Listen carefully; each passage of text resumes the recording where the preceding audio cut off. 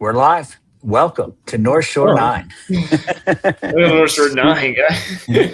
Brought to you by FanDuel. This is the North Shore 9 postgame show brought to you by Permanente Brothers. I'm Neil with some technical difficulties, and I'm here with Doug. Doug, how are you doing today? Excellent. Weird game, but not surprising. Almost all our games are weird. So, if we look at it through the vacuum of the result, yay, go Bucks. We won. Yeah. I mean, it is just the weirdest team. And I think, personally, this is the funniest team that I have ever watched in my entire life. Like, the amount of ways this team continues to get in its own head, in its own way, is incredible. I love it. And I think it's kind of a coping mechanism because, we should be 10 games over 500 instead of we just got back to 500 today.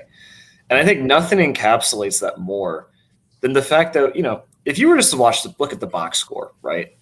Pirates scored 9 runs today. That's great. 9 runs is incredible. They score a lot of runs.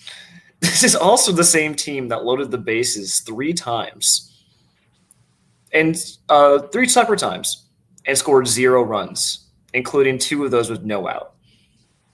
I know his team. One of those times was they loaded the bases with no outs and the top of the order coming up, right? With Griffin, Lau, and Reynolds coming up, 3, probably your 3 best hitters. I mean, I guess 3 of your 4 best hitters, whatever. It's like I said, and I've been saying it all season long. Like this team, it's just not a normal. Like I said, it's just hilarious, right? I mean, it's one day they lose, 1-0, and then they lose 11-9, and then they win 11-1, and somebody new is the hero, somebody new is the villain. It's a extraordinary team effort of just amazing things, good and bad, and man, for whatever it's worth, it's so much better than what we were doing last year at this time. Right? I mean, I know we're frustrated, and I agree with you. We should be at least 10 over, if not more. But man, at least we're not coming on and saying, well, he pitched, we lost 2-1 again. Nobody hit, we had 11 singles, yet never had a guy pass second base. Yeah. So, I mean, it's just because I think partially the reason, I remember I was on one post game of Tyler after the bullpen blew up another game. I think it was probably the Rockies series. And people are like, why aren't you mad? I'm just like, one, I guess I'm just starved for decent baseball, and this team is giving me decent baseball, but also it's just, I can't help but laugh because it's so ridiculous. And even if you look at the stat line, we hit 400 today with runners in scoring position. 4 out of 10 is good. That's actually really good. Right. But there was a stretch when it was 1 for 16, right? Yeah. Well, yeah, exactly. We're 1 for 16 in our last time, last 16 at bats with the bases loaded. It's just it's incredible. This team defies all reason and logic. And I love it. You know what? And the Pirates win. And before we get into the actual game, I'm just going to say, I don't know about you. I was completely convinced. I was not worried at all that the Pirates were going to win today. I knew it was going to happen because this team turns into the 27 Yankees the second they go under 500. This is the 5th time where they come back and just as soon as they go under, they score 9 runs like they did today. It's incredible consistency. I was a little nervous because we gave Mitch Keller 4 runs, and I put a tweet out there on Twitter today that Mitch Keller's a socialist, and we get 4 runs, and he feels obligated to make sure the other team gets 4 runs. We're keeping everything fair and equally distributed, and certainly he did. He gave up those 4. I mean, 3 of them were earned, the Lau error, but as I said, Mitch doesn't care how they get them as long as they get them. And he came out after getting the 4 runs and got had a clean inning, but it was the next inning. So I get nervous. It's 4-4. And like you said, we're loading the bases and not scoring. But yeah, I wasn't as confident as you, but in the end, you were right. They won handily, comfortably. I mean, I guess, scoring in the bottom of the 8th, being comfortable. But yeah, I mean, if it was when it's all said and done, it's a good win, right? When it's all said and done, it's a good win. Yeah, if it was like any other circumstance and the Pirates like blew a 4-0 lead, I'm like, okay, well, we're going to lose this game. This is going to be a fun post game. But again, they keep doing the same thing. So like to start this game, because I feel like this game we'll talk about Mitch Keller, I promise. But like, I do feel like this game is just kind of defined by the 6, 7, and 8 hitters in our order today. And that's O'Hearn, Esmerlyn, and Callihan. And they are responsible for all 9 RBIs scored by the Pirates today. They have four home runs combined between them today. And they start off early. I mean, we get Valdez in the second inning, Valdez gets a double. Then Callihan comes and hits a 3-run homer. His one of 2 hits for the day. And man, what a start. Like 4-0. Yeah. You needed a win. It was a pretty good, feeling good early on. Yeah. Yeah, it really was. It was like, okay, this is exactly what we need after these 2, last night's heartbreaking and disgusting loss, and then the first loss. So like, man, this is one of the worst teams in baseball. We're at home. We're supposed to be taking their lunch money, and they haven't. And boy, he came in as Callihan. I'm starting to hope that we might be able to hit lefties. Right, that we could put out a right-handed hitting lineup out there because Callihan is contributing, and we will save Esmerlyn for a little later. But holy cow! And it's encouraging. And then, like I said, we get those 4 runs, and then Mitch comes right back and shuts them down. It was great. Yeah. And let's start because like Esmerlyn, Chad's talking about him. We should talk about him in more detail. I mean, what a start from Esmerlyn Valdez. 3 for 4 today, home run, 2 RBI, like walks 2, like reaches base 4 times. His OPS in this early career is over 1,000 at this point. I mean, he's kind of like Endy. He's forcing his way into an everyday spot. You can't really justify keeping him on the bench because he keeps hitting.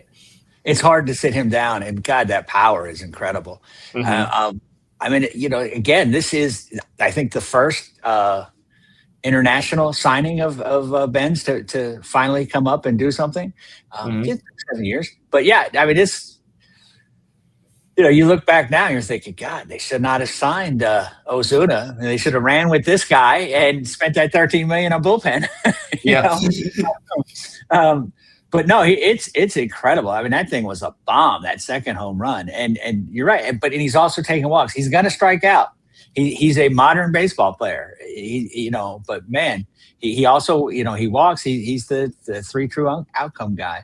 And, he's probably a better defensive outfielder than either O'Hearn or Reynolds. So, we've got to find a way to get him in a lane. I mean, he has to play against every lefty, right? For sure. And then, for sure. And then it's those other games too. It's right. This is exactly what you want to see. You want to see a guy get called up and force some way into the lineup and, force their hand and make them like, there's no way we can send you down. Yeah. And I forgot to mention, drop the hashtag Raisins because we'll be giving away sandwiches at the end of the show for every Pirates win. Sorry, I forgot. It's been a while. Yeah. But no, I mean, it's hard to disagree. I mean, that's he also hits that home run to like put the game to bed, put him up by 5, and that like 461 feet off the bat, just incredible raw power from such a young guy. It's hard. I kind of tweeted this out too. It's hard, it's hard to like really tell how good these guys are early on. Hard not to get a little bit of early like Rodolfo Castro vibes. But I will say, I think the skill set should stick around a little bit better than Castro ever did. How dare you? He is the first Pirate rookie since noted power hitter Kevin Newman to homer in 3 consecutive games. I mean, if come on, he's got the Kevin Newman profile, and Kevin Newman had a nice career. You know what? If Esmerlyn Valdez comes up and puts up about the same WAR career-wise Kevin Newman did, that's a solid career. He's going to get it in other ways, but that's okay. But yeah, like just I think Jim mentioned in chat, but like, thank God we finally have young guys come up and produce.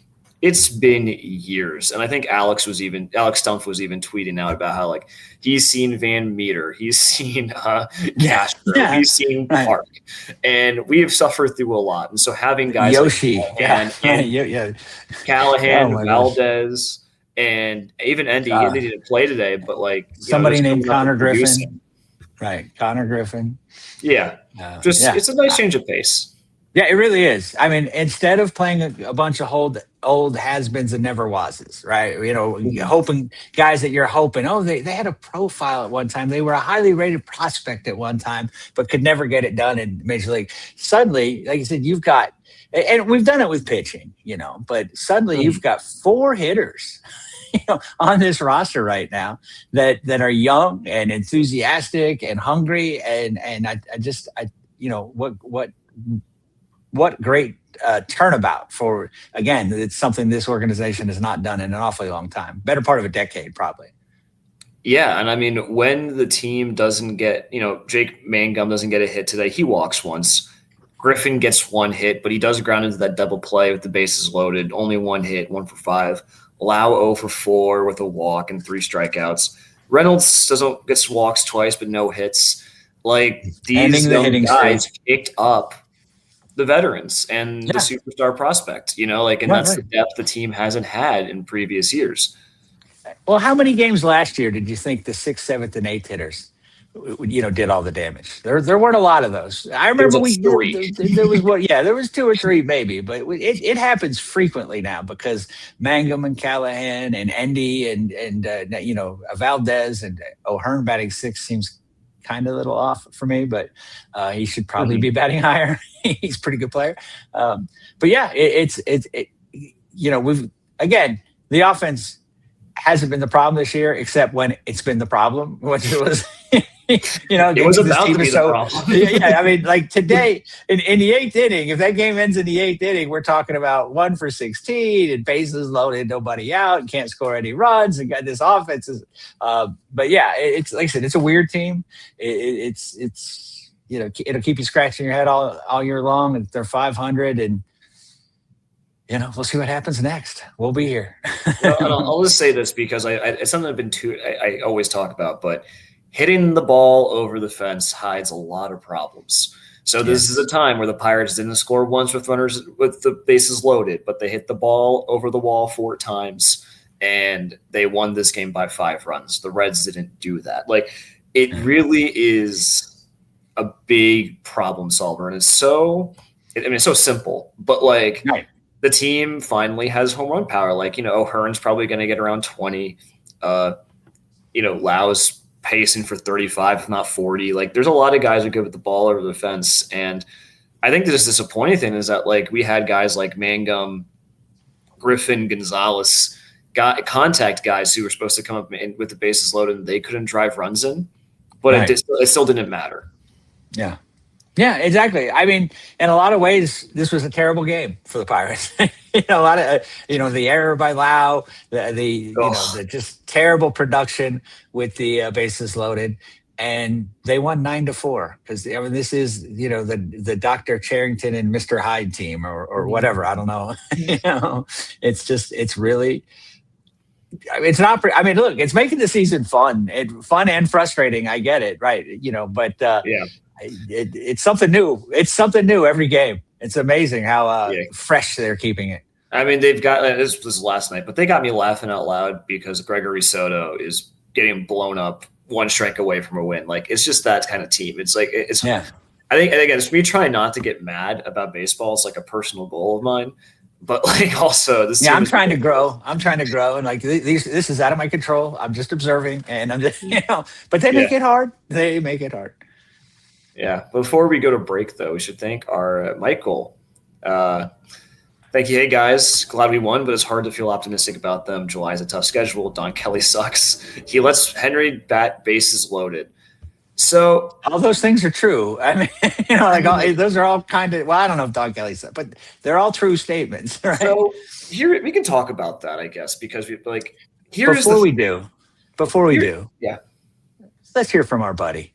Sure. I miss Cody. So yeah, let's hear from Cody. Brought to you by IQ Bar, our exclusive snack hydration sponsor. IQ Bar protein bars, IQ Mix hydration mixes, and IQ Joe mushroom coffees are the delicious, low-sugar, brain and body fuel you need to win your day. The Ultimate Sampler Pack is a great way for you to try all IQ Bar products and flavors. You get 9 IQ bars, 8 IQ Mix sticks, and 4 IQ Joe sticks. All IQ Bar products are clean label certified and entirely free from gluten, dairy, soy, GMOs, and artificial ingredients. With over 20,000 5-star reviews and counting, more people than ever are fueling their lifestyles with IQ Bar's brain and body boosting bars, hydration mixes, and mushroom coffees. The Ultimate Sampler Pack includes all 3. My personal favorites so far have been the almond butter chip and the iced tea lemonade hydration mix. It's just really full of flavor. I love starting my day with it, and I couldn't imagine starting my day with anything else other than IQ Bar products. Right now, IQ Bar is offering our podcast listeners 20% off all IQ Bar products, including the Ultimate Sampler Pack, plus free shipping.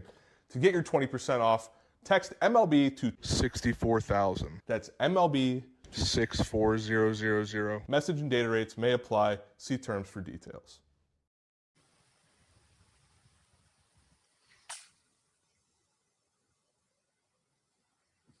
I think we're back.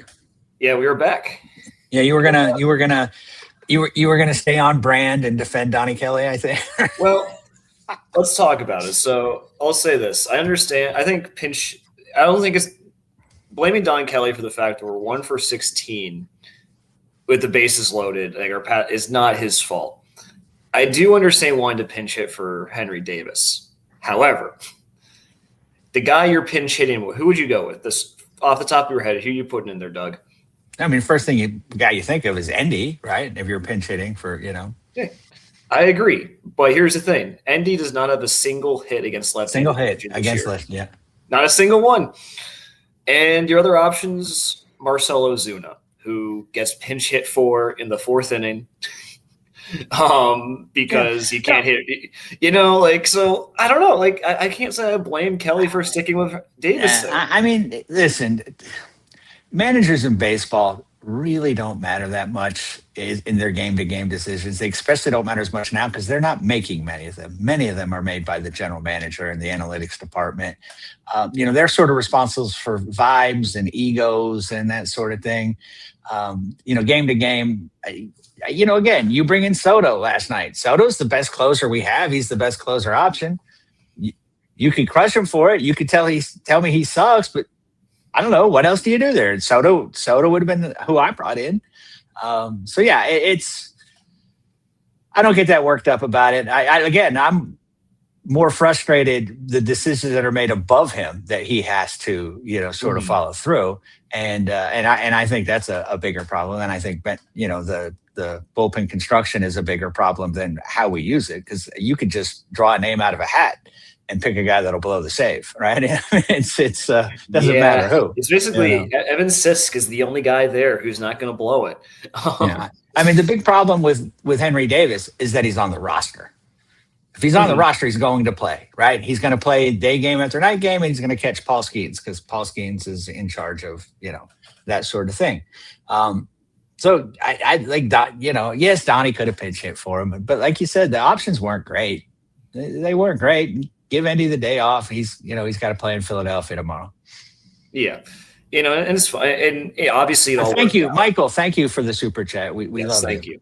But it's like it all works out, so it doesn't really matter. But yeah, it's just the players do have to execute, and Henry's got to stop with this mechanical pop up, just automatic. I mean, it's like he's a pinball. How is he not smart enough to know that this isn't working? And how is someone in the Pirates organization isn't telling him, look, buddy, if you keep doing this, we're sending you to freaking Bradenton. Like we're going to just build this thing from the ground up. It's absurd what he's trying to do. And you hear him saying my process was pretty good this month. Yeah, well, your process yielded a 140 batting average. So maybe you should redefine what pretty good is. Yeah.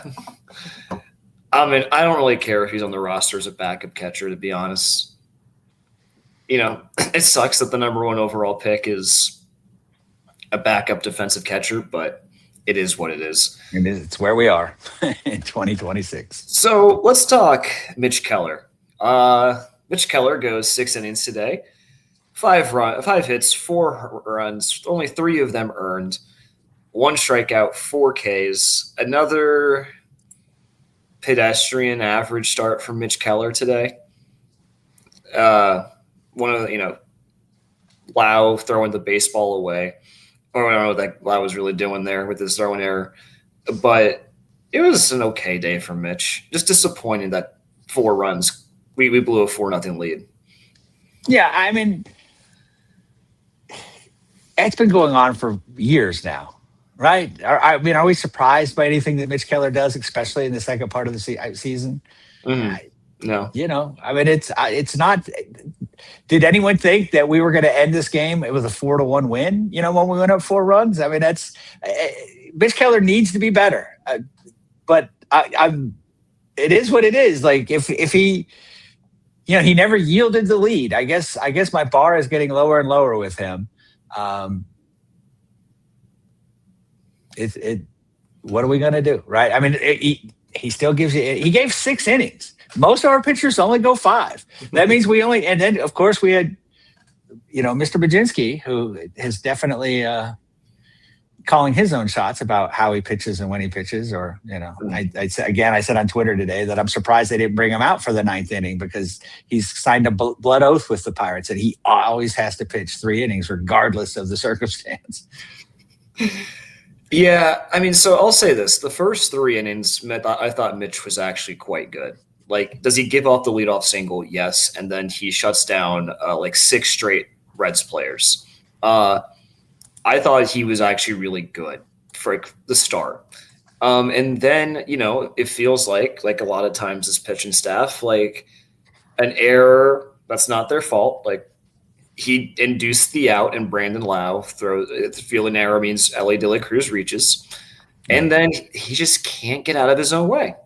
That's the thing with him is right. Something like that happens, and he's giving up a double to the wall. He just is. Right? And I'm okay with I think Sal Stewart's a good player, but the single by JJ Bleday is just so annoying. That was what really bothered me. And then he comes back and strikes out 2 straight guys. And where is JJ Bleday from? Up my neck of the woods, Titusville, right? Of course he's from the area because why else? Another Michael B. Super chat. We could joke about Keller, but every time there's a slightest bit of adversity, the dude folds. He can almost never hold leads. It's really infuriating. You're absolutely right, Michael. 100% on the nose. But again, it comes down to this is what the Pirates are doing. They're running him out there because they want those 6 innings. Maybe they're hoping he could build up some trade value. I mean, right now it wouldn't be great, but yeah, some team would take him on. His contract's reasonable and the raw material is there, and they're like, okay, we can make the difference. But yeah, I mean, we were all shocked he wasn't traded this year, and so so he's here. He's starting every 5th day, and this is what we're going to have to deal with. It's. As you've been saying, as we've been saying, it is what it is. This is the Pirates in 2026. Yeah, and I mean, it's really he's been a guy who's been able to limit the hard contact. He's never been a big strikeout guy. That's never been his thing. I think this year he just can't negate it enough because he gets a ton of double plays today. In the 5th inning, he gets a double play from Ellie De La Cruz. But it doesn't matter because, he gives up a leadoff walk and then Tyler Stevenson doubles. Right. And then there's another sharp single. Mitch, you understand what Mitch is trying to do is a long mix of pitches to try to confuse guys and keep them off beat and maybe get weak contact. And it just hasn't worked out this year. Our starting rotation has the same problem, right? They're all their own worst enemy. Skeens and Mitch can't put the guys away when they need to, right? They foul off. It's 3 and 2 counts and too many innings, that sort of thing. The Bubba and Jared Jones are, kind of immature and they implode easily and that sort of thing. The defense obviously has been detrimental to every one of these guys, but they all seem to be, kind of shooting themselves in the foot quite a bit. And Mitch does that. I mean, like you said, Mitch will come in and someone makes an error and you're almost guaranteed to think he's going to score. It doesn't matter. It doesn't matter what the situation. It could be 2 outs and the guy gets on first, from an error and he's coming in. And it's Mitch somehow sort of seems like he lets up when we get a lead and it's like, oh, we got a lead now. I can relax. And there's no way. I don't know how to explain it, and certainly the Pirates don't know what it is because they've had 5 years to fix it and haven't been able to. Yeah, I generally agree. Despite my desperate desire to now drag this into a Paul Skeens debate because I think it's crazy we really blur up in Paul Skeens and the Mitch Keller here, but we won't. We're going to keep Paul Skeens. A lot of 3-2 counts, not a lot of not putting people away. A lot of strikeouts. That's been his whole career. Yeah, lots of strikeouts, lots of good things, lots of great things, but there are some little things that he could work on. Yeah, I know. Well, anyway, but Mitch Keller. Again, I feel like this past overall to wrap it up. Mitch Keller, I feel like, has had a month of starts that are decent, but you're still wanting a little bit more from him, especially with the money he's making. Absolutely right. I mean, he has to be better. He just and he has to be better, whether he's making $15 million or $16 million or whether he's making the minimum. Right? You just can't keep doing this every time, and. You just, is there ever, you don't feel good. And he could pitch 5 straight lockdown, 15 consecutive guys out and you're not like, oh yeah, he's going to blow through them in the 6th inning. You don't, you're never going to be comfortable watching a Mitch Keller start. No. Too much PTSD there. Nope. I agree. Well, there is someone and rightfully the center of a lot of controversy. But I will say, maybe it's just because the rest of the bullpen is so bad. But I was upset that the rain delay came because I didn't want to wait around for 2 hours. But also because, frankly, Carmen Mlodzinski is probably our safest relief bet at the moment, and he does. And I want him to finish the game. So he wasn't pretty. It was not a pretty 2 innings, but he does go 2 innings, gives up 3 hits, a walk, and a strikeout. No runs. He does hold the line and he holds the lead. Yeah. He was fine today. He was good today. He was better than, as you said, he is our best bullpen option. I hate the way they're using him, right? We could have used him yesterday. We could,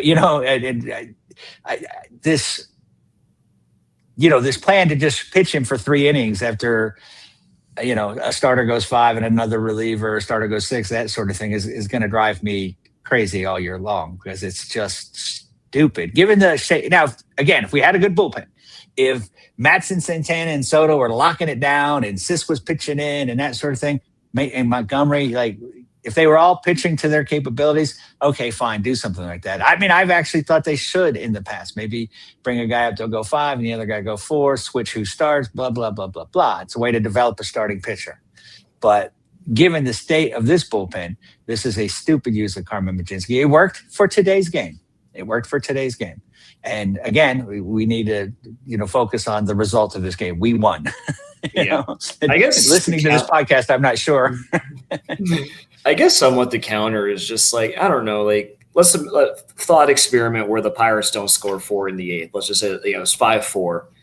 How comfortable are you with where we go Mlodzinski and then Santana and then Matson or something like that? How comfortable are we really feeling with throwing out those 3 guys? I'm not comfortable with anybody in our bullpen. or let Carmen Mlodzinski go 2 or 3 and secure that win. Also to win 1 game. Right. it's the same thing. But if he only goes 1 inning to help win a game and he does that 4 times in a week, to me, that seems, and again, state of this bullpen. If you fix this bullpen, if you tomorrow magically, acquire a closer and, sometimes how one guy can make a difference, everybody slots into a better position. Matson's now pitching in the 6th and Santana's in the 7th, Soto's in the 8th. Great. Dude, piggyback your heart out. But man, we've had some tough losses here in the past couple of weeks that if Mlodzinski might have been available, might have made a difference. Don't know that it would. You can't say, but it just seems again, and I'm being redundant, but given the state of this bullpen, having him limited like that seems to hurt the team. No, I hear you. I get it 100%, but the Pirates do win, and Santana even pitches a scoreless inning despite walking 2 people. But, hey, Pirates win 9-4. I think it's time to give away some sandwiches, Doug. Absolutely. People are hungry. We've been waiting since, whatever. It was 1:30 or something. So Dr. Hashtag raise this rate. Yeah, we're just before we'll give people a last chance to enter. But before you do, just know that a couple of things. There's a Discord if you want to join and talk about the Pirates and watch along with people. There's a game chat. It's a lot of fun, good community. We have a new app. Please download the app, and it'll give you things like score updates. It has phone widgets. It's a really, really cool tool. DiNardo really put his heart and soul into it. And finally, we are hitting the road, and we are going to Cleveland for the Cleveland series. So if you'd like to come hang out with us there, get there early. Meet me at the Hall of Fame. I'm going to the Rock and Roll Hall of Fame on Friday morning. I'd love to see you there. Cleveland. Cleveland's going to be great fun. Subscribe, give us a review, tell a friend, help us grow. Thank you for being in the chat. Thank you for being so loyal. Now let's give away some sandwiches. I want to go. It is in the App Store. I want to go to the Hall of Fame with Doug. That'd be incredible. It will be fun. I saw these guys in their prime. Me and Chuck Berry. All right. Alan Bellomo. 612. Congratulations. Please get your email associated with Permanente Brothers over the North Shore 9 at gmail.com, and we will get you your sandwiches. Let's get our second winner.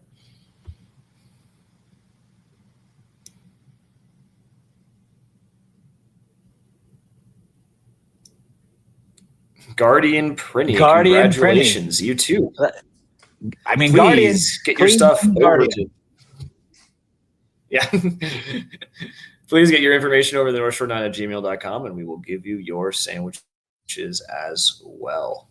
Congratulations, both winners. Real quick, as Ducati guy asked I think he won sometime last week. Is it in the App Store? Yes, sir, it is.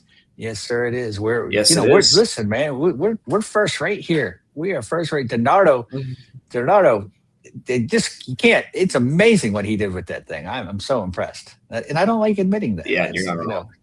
He's arrogant enough as it is, and now I'm complimenting him. It's just awesome. But yeah, both apps, both Apple and Android, whatever the heck the other people use, Google. Both have That's still anyway. Well, the Pirates now head to Philadelphia for a series against the Phillies. 4-game set against a team that swept them in Pittsburgh. I'm a little nervous, Doug. Yeah, I am. We're a good offensive team, and they're a great offensive team. So if we don't pitch well, if we don't play cleanly, field the ball, that sort of thing, we're in for some trouble. Because man, these guys, this is a good team. That lineup, man, and they're Schwarber's just crushing it. Harper's crushing it. We got to come to play. Our Buccos could do it. Our Buccos can do it. We can do this, but I think it's Ashcraft tomorrow, right? Despite that's a good start. Pitching discrepancy, it's Ashcraft versus Nola. The Pirates are only +58 or +158 on FanDuel. So I'm going to bet that right now. Well, if you guys can gamble on my behalf. Well, actually, yeah. All right, Doug. I like Ashcraft as plus money. Yeah. If I was a betting man, I would take it. No, I know. Once again, you're taking the moral high ground, making me look like a degenerate, but that's fine. That's what I'm doing. That's my look. Kind of on brand for me. So, Doug, is it time to get out of here? Man, it certainly is. I gotta go. The grill is warmed up. I gotta go fire up some burgers. Oh, heck yeah. Well, thank you all for joining. Pirates win 9-4. They're back at 500. Like and subscribe, do all that, and we will see you all tomorrow. Thanks, guys. Let's go Bucks. Let's go Bucks. All right, that wraps up this episode of North Shore 9. Thanks so much for tuning in. Whether you're listening on the podcast or catching us on YouTube, if you enjoyed the show, please give this video a thumbs up and don't forget to hit that subscribe button if you haven't already. It really helps us grow. And if you're listening on the podcast, a quick review goes a long way in helping others find the show. Plus, be sure to tell a friend about us. There's always room for more here in the NS9 community. And for those looking to support us a little more, consider joining our Patreon, become an MVP member, and get exclusive perks while helping us continue to bring you more of the Pirates content you love. Thanks again for all your support, and let's go Bucks.